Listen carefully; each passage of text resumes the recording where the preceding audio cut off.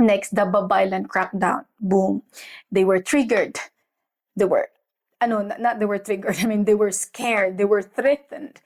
They were threatened by the Babaylan leaders, the strong, powerful Filipina. They were threatened by these women. Then they cracked down. You know what they did? They leveled them. They ilahan islang gitawag ato ang mga Babaylan leaders ilang gipanghinganlan og bruha. Diba? You know what bruha? Bruha means kanang diba, witch. Diba? Kanang witches, kanang sa Bisaya sa witch.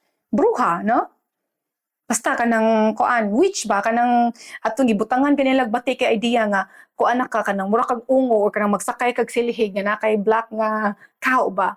Sa laing Bisaya na, sa laing terminology na.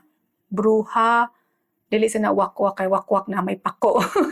Basta, gitawag nila ang ato ang mga Babaylan leaders ilang gitawag og bruha.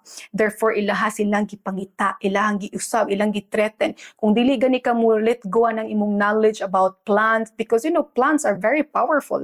We can poison them without them knowing. Diba? So that's why they were so threatened by these women. So they cracked down, they punished them kung dili sila mo kanang tuman sa gusto sa mga Spanish, ilaha silang ang uban gani ato gihikog jud, gipatay jud, kuan jud, gisunog jud nila.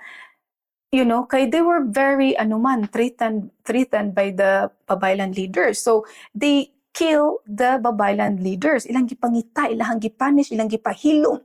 Kung di ka mo hilom patyon kanamo, inana sila kahadlok sa Babaylan nato, sa Babaylan leaders nato. O kani siya nga, manimbata kong balhibo, ladies, because I know we women are so powerful at this. I don't want to say anything. Okay. Inhale, exhale.